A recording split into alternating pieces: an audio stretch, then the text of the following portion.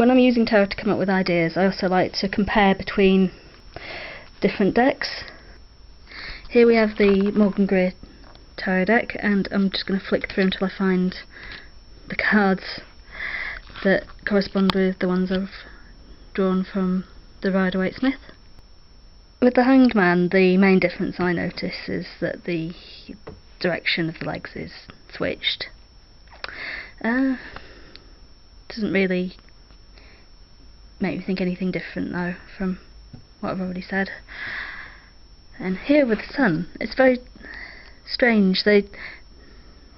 These two figures, they could be young lovers, or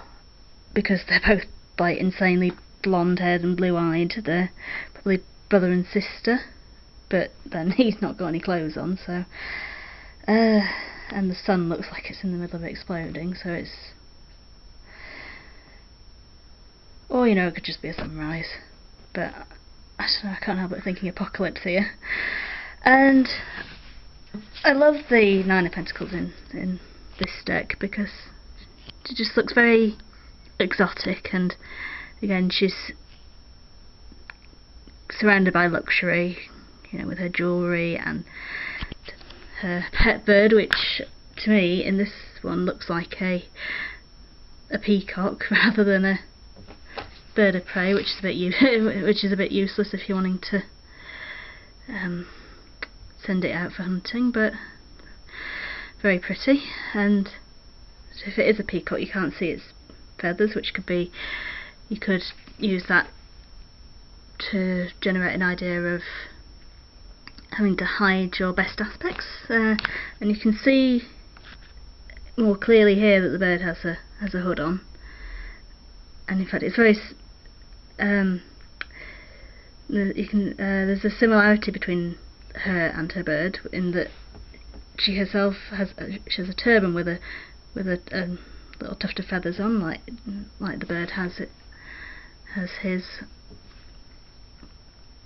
tuft of feathers on her hood there. So I'm thinking, because of the difference in the Sun cards, that in a story written from these cards, the Hanged Man and the Nine of Pentacles could in fact be a twin brother and sister, who, while one is protested against some injustice and been punished, she is